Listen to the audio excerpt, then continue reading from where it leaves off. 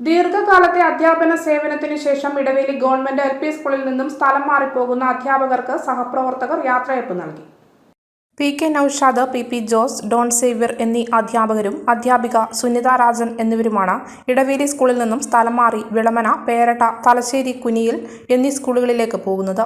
വർഷങ്ങളായി Edaveli government LP. സ്കൂളിൽ ജോലി ചെയ്തതിനു ശേഷമാണ് 4 പേർക്കും മാറ്റം ലഭിച്ചത്. Idavely government LP. സ്കൂളിൽ നടന്ന യാത്രയയപ്പ് യോഗത്തിൽ ward member Valsa Jose, PTA president Baiju Varghese, SMC chairman KB. Uthaman, headmaster Benny NJ, CN. Radhamma, Sajeevan, Mubeena, Jaseera, Soumya Jose, Ushakumari, Bindu John തുടങ്ങിയവർ സംസാരിച്ചു.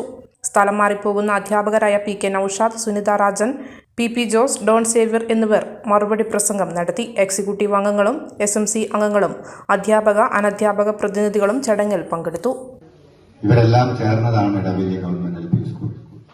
എനിക്ക് തോന്നുന്നത് ഇവരുടെ മുഖത്ത് ഇപ്പോൾ ചെറിയൊരു സങ്കടമുണ്ട്.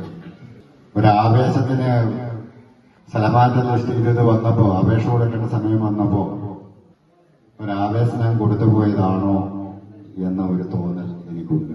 അത് അവരുടെ മുഖത്ത് കാണാം. അനിവാര്യമാണ്, അവരുടെ അവകാശമാണ്, ജീവനക്കാരുടെ അവകാശമാണ്. നേരത്തെ മുബീന ടീച്ചർ ഇവിടെ ഇരുന്നിട്ട് ഫോൺ നോക്കുന്നുണ്ട്.